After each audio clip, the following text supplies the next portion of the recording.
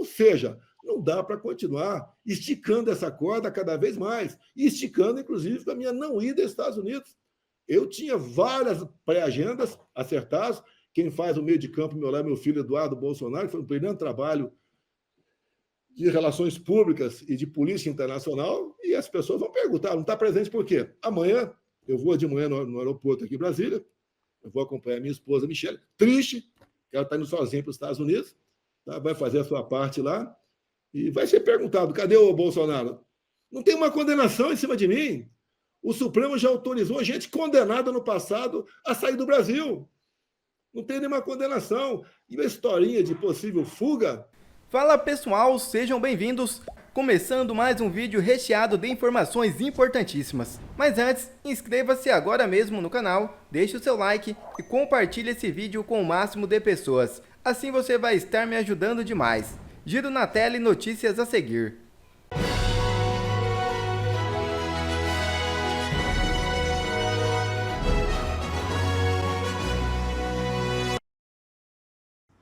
Ao New York Times, Bolsonaro diz estar sendo vigiado o tempo todo. Ex-presidente afirmou acreditar que o sistema quer eliminá-lo. Jair Bolsonaro afirmou estar sendo vigiado o tempo todo e acreditar que o sistema não quer vê-lo simplesmente preso, mas que ele seja eliminado. As declarações ocorreram durante a entrevista ao jornal New York Times, concedida na última terça-feira em Brasília, e que foi ao ar apenas nesta quinta-feira. Na ocasião, Bolsonaro confessou estar ansioso em relação ao seu futuro e acusou o ministro Alexandre de Moraes, do Supremo Tribunal Federal, de perseguição política e censura contra vozes conservadoras. Bolsonaro, no entanto, afirmou ter esperança em nomes como o presidente eleito dos Estados Unidos, Donald Trump, e os empresários Elon Musk e Mark Zuckerberg, para liderarem um esforço global pela liberdade de expressão. Ele espera que esse empenho possa transformar de alguma maneira o cenário político brasileiro. Ao ser questionado sobre como Donald Trump poderia ajudá-lo efetivamente em sua situação, Bolsonaro limitou-se a dizer, abre aspas, não vou tentar dar dicas a Trump, nunca, mas espero que sua política realmente se espalhe para o Brasil. Fecha aspas.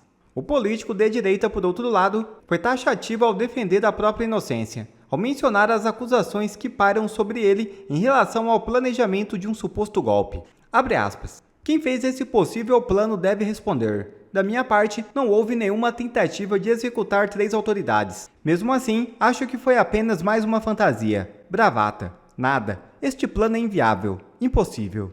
Fecha aspas. Ainda com apenas um print, Bolsonaro escancara o absurdo que acaba de acontecer, desmascarando a perseguição de Alexandre de Moraes. O ministro do STF negou o pedido e o recurso de Jair Bolsonaro para ir à posse de Trump nos Estados Unidos. Moraes chegou a citar um absurdo risco de fuga. Bolsonaro, com apenas um print, escancarou o quanto a decisão de Moraes é absurda. Em sua conta no X, Bolsonaro publicou o print de uma reportagem da Veja, onde afirma que Lula, mesmo condenado a 25 anos de prisão em 2 processos na Lava Jato, não teve restrições para realizar viagens. Bolsonaro escreveu a seguinte legenda, abre aspas, Lula mesmo após ser condenado em primeira instância, realizou inúmeras viagens ao exterior, fecha aspas. Não precisa de prova maior que essa da perseguição absurda contra o ex-presidente Jair Bolsonaro. Em entrevista à própria Veja, Bolsonaro detona Moraes e a perseguição contra ele e seus aliados. Olha, a minha expectativa em ir para os Estados Unidos não é por mim. Fiquei muito feliz quando tive o convite. É porque eu represento no Brasil. Ninguém pode negar que eu tive realmente 58 milhões de votos. Ninguém pode negar que eu agreguei mais votos de lá para cá. Eu represento a direita no Brasil, por que não dizer a direita na América do Sul. Isso que eu represento. Eu não queria ir para os Estados Unidos como se estivesse indo para uma festa de batizado de alguém. É o evento mais importante da história do mundo, concorrentiano, com toda certeza, a posse do homem que representa a maior democracia do mundo, a maior economia, é em torno de 14 vezes maior do que o nosso PIB dos Estados Unidos, e a maior potência bélica do mundo. E eu tenho um excelente relacionamento com o Trump, mesmo depois de terminar o mandato dele e o meu, que foi logo depois. Então, essa é a expectativa. Quanto a movimentos aqui no Brasil, eu não sei o que pode acontecer, não sei. Agora, se eu estou tão culpado assim, se tem tanta certeza que eu queria dar um golpe, se eu sou tão ditador assim, por que não seguir o devido processo legal? Só um homem faz tudo. O inquérito foi dado para ele. Desse inquérito nasceram outros inquéritos ali. Ele escuta, ele julga, ele escala a Polícia Federal, ele escala quem vai ser o juiz lá na audiência de custódia, ele dá a pena, ele dá entrevista, ele faz tudo. Ele derruba páginas, como, por exemplo, o trabalho que ele, enquanto presidente do TSE, fez ao longo do processo eleitoral foi de um partido político de esquerda. Eu não podia mostrar a imagem minha lá no enterro da Rainha Elizabeth, não podia botar a imagem minha do 7 de setembro, imagens sobre eu na ONU, né? Mostrar a imagem do 7 de setembro, e do lado de lá fazia tudo contra mim, tudo. Até me pintaram como pedófilo. Me pintaram como um elemento que ia acabar com os direitos trabalhistas da população brasileira. O homem que não gostava de negro, de nordestino, de mulher, era xenófobo e por aí afora. Na reta final, sumiram 1,5 milhão de inserções no Nordeste, em especial no Nordeste. Durante a campanha, o senhor Alexandre de Moraes, que era presidente do TSE, fez uma campanha para jovens, 16 e 17 anos, tirar título. Essa garotada, 16 e 17 anos, que atrasaram a tirada do título, né, equivalia a 3, 4% que votavam na esquerda. Foram 4 milhões, um pouco mais de 4 milhões de jovens. 3 quartos, 2 milhões a mais de voto para o Lula.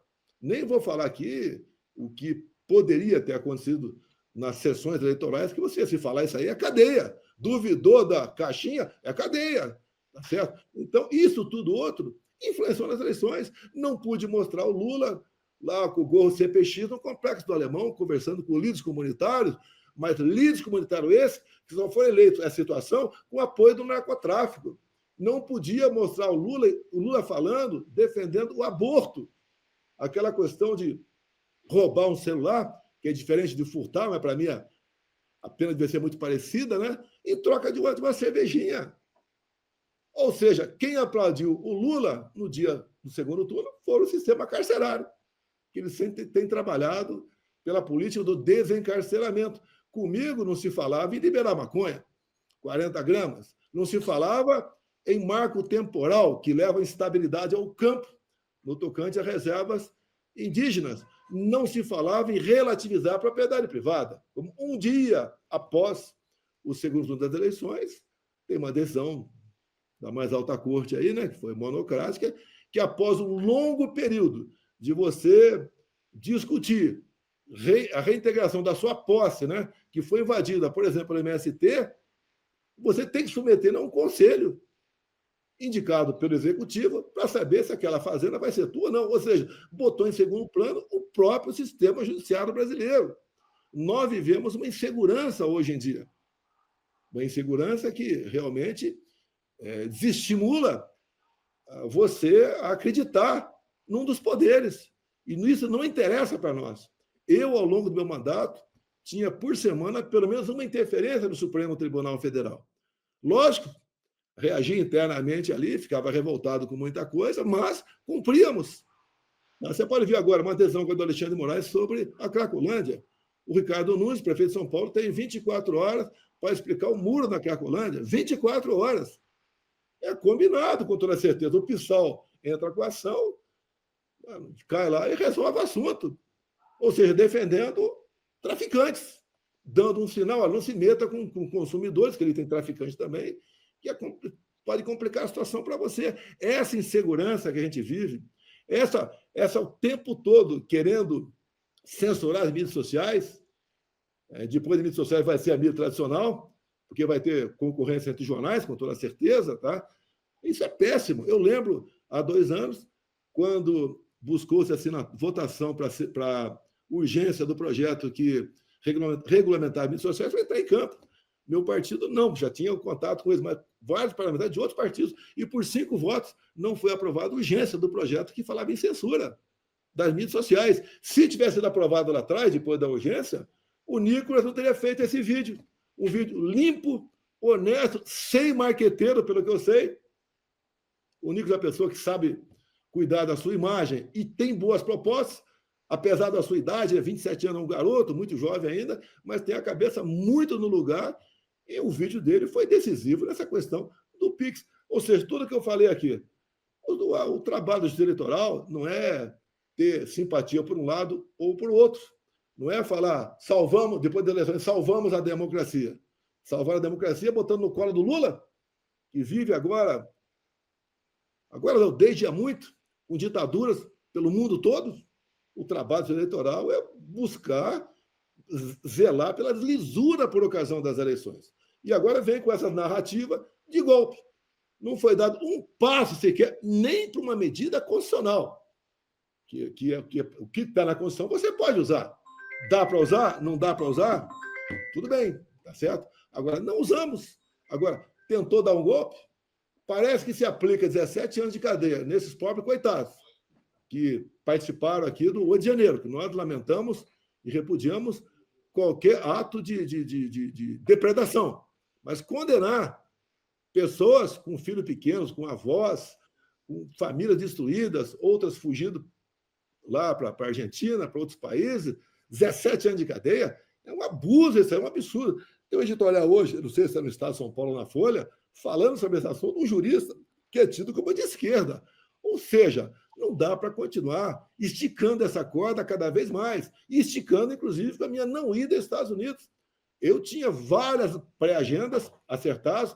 Quem faz o meio de campo, meu filho Eduardo Bolsonaro, que foi um brilhante trabalho de relações públicas e de política internacional, e as pessoas vão perguntar, não está presente por quê? Amanhã, eu vou de manhã no aeroporto aqui em Brasília, eu vou acompanhar minha esposa, Michele, triste, que ela está indo sozinha para os Estados Unidos, tá? Vai fazer a sua parte lá, e vai ser perguntado, cadê o Bolsonaro? Não tem uma condenação em cima de mim. O Supremo já autorizou gente condenada no passado a sair do Brasil. Não tem nenhuma condenação. E uma historinha de possível fuga, eu tive na Argentina, saí do Brasil, ninguém tem dificuldade para sair do Brasil, tendo algum recurso, sem passaporte. Parece aqui que a justiça aqui é a mais perfeita do mundo. Né? É a justiça suíça aqui, o relógio suíço.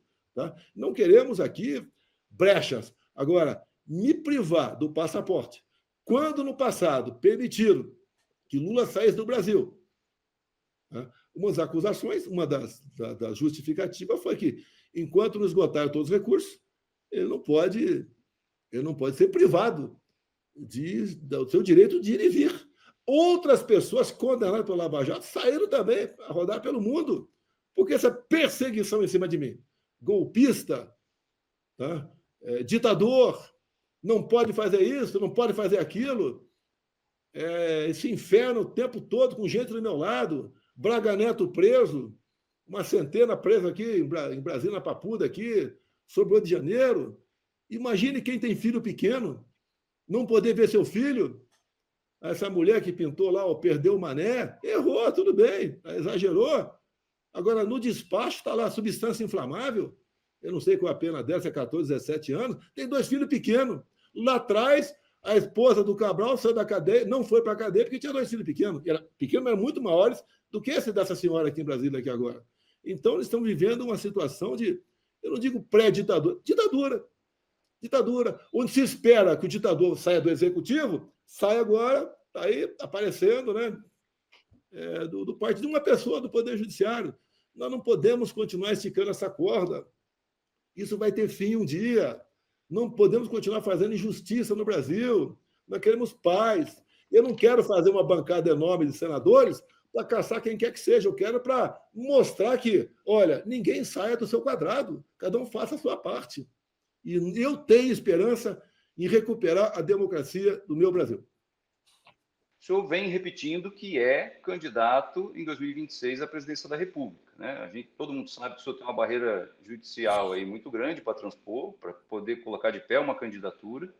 E enquanto o senhor está atuando na esfera judicial para tentar, de alguma forma, recuperar os direitos de disputar uma eleição, tem uma ala muito grande da direita que defende que o governador Tarcísio de Freitas seja candidato ao Planalto, tendo a primeira-dama Michele como vice. E a gente sabe também que tem um time para isso, né? Em abril, se o governador Tarcísio decidir concorrer ao Planalto, ele tem que deixar o governo. Eu pergunto para o senhor, quando que o senhor imagina que o prazo que o senhor tem, pessoal do senhor, para continuar acreditando nessa candidatura que o senhor está sustentando ou anunciar apoio a um aliado, a um nome que o senhor acredite que possa representar a direita em 2026? Boninho, o que seria democracia, né? É respeitar o devido processo legal, é nós respeitarmos a Constituição, as leis. Me tornar inelegível por quê? São 2 inelegibilidades de 8 anos. A primeira, abuso de poder político por reunir-se com embaixadores. Mas eu não posso mostrar agora o inquérito 1361. A reunião com embaixadores, eu tive algum ganho político com isso? Esperou-se trocar 2 ministros do TSE, que é a lista tríplice indicada por Lula, para botar a inelegibilidade em pauta. E daí eu perdi por 5-2. A outra inelegibilidade, abuso de poder econômico, 7 de setembro de 22. Teve o evento lá em Brasília, acabou o evento, tirei a faixa, do lado, tinha mais de 1 milhão de pessoas ali, subi num carro de som do Silas Malafaia e falei com o público. Abuso de poder econômico. Não gastei nada. Quem gastou foi o Silas Malafaia, que não tem nada a ver com essa história. Aquele povo todo não podia estar ali assistindo o desfile. E foram para lá, sim, alguns para ver o desfile, outros, tendo em vista a convocação de vários carros de som, né? E internet também, que teria um evento político ali do lado. Isso é justo? Se eu continuar inelegível, não acredito mais na democracia. Acabou a democracia. Inelegível por causa disso. Não vou nem me comparar com o Lula, que é uma questão de bandidagem. O meu não tem nada de bandidagem para o lado de cá. Mas tiraram o cara da cadeia. Depois, anularam os processos dele, porque ele tinha 3 condenações, não podia disputar a eleição, que havia sido condenado numa segunda instância. Anularam. A campanha dele, você não viu ninguém na rua, não tinha povo ao lado dele. Uma campanha completamente atípica, que não podia ser diferente do que está acontecendo agora, o que ele está fazendo. Ele faltavam 5 dias para as eleições, ele falou, temos imagem dele falando. Se o Trump voltar, será a volta do nazismo e do fascismo com outra face. Esse é um chefe de Estado, ele está achando que o quê? A questão da Venezuela é outra. O pessoal às vezes fica surpreso, a Venezuela com voto no papel, sim. Foi lá atrás uma negociação com os Estados Unidos, que queria voltar a comprar petróleo da Venezuela, e, em contrapartida, entrou um sistema confiável. E o Maduro aceitou o voto impresso. Malandramente, o que o Maduro fez? O voto impresso, eu não vou ganhar de ninguém, né? Então, vou tornar inelegível por 15 anos Maria Corina e Capriles, achando que ia entrar em campo, né, sem adversário, ia ganhar. E as imagens da Maria Corina na Venezuela parecidas com as minhas imagens aqui. E lá o Edmundo, que eu não conhecia ele, mas é uma pessoa que raramente vejo falando, uma certa idade, ganhou a eleição. E o mundo civilizado não reconheceu a vitória do Maduro. O PT, aqui no Brasil, reconheceu. O Lula não fala nada. Até porque aquele ocupado de democracia, né? Aquele tombo do Lula no banheiro, né? Estaria cortando a unha, caiu. Poucos dias depois, tinha um encontro do BRICS na Rússia. O Lula, obviamente, não foi, tendo em vista o tombo dele, né?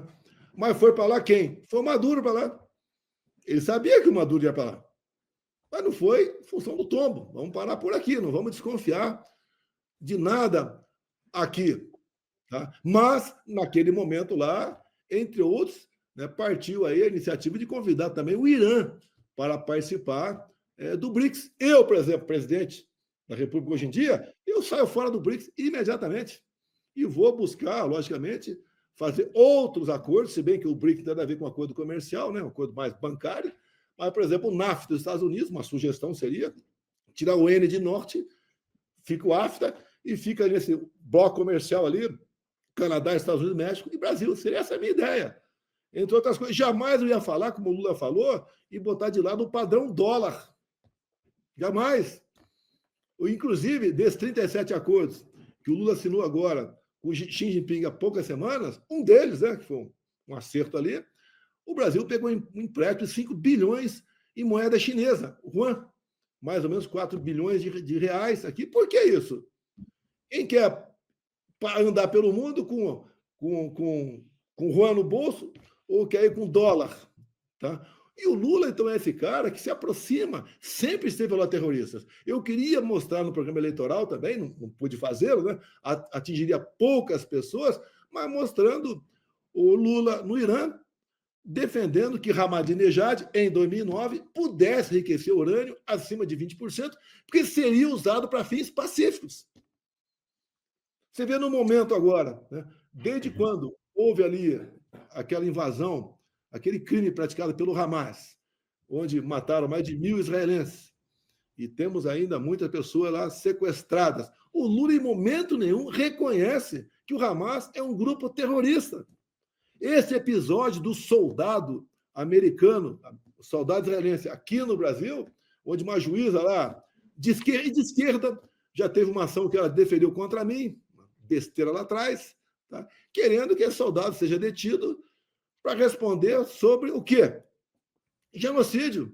Parabéns aos chefes militares de Israel. Tá, juntamente com o Mossad, com toda certeza, propiciaram que o soldado saísse do Brasil e voltasse para o seu país. O soldado israelense não foi abandonado pelos seus chefes militares. Parabéns aos chefes militares de Israel. Quer ver mais conteúdos como esse? Então inscreva-se agora mesmo no canal e ative o sininho das notificações. Assim você não perde mais nenhum conteúdo que é postado aqui no canal. E também já deixe o seu like para o YouTube ajudar a divulgar o nosso trabalho. Fico por aqui e que Deus abençoe a todos. Brasil acima de tudo e Deus acima de todos.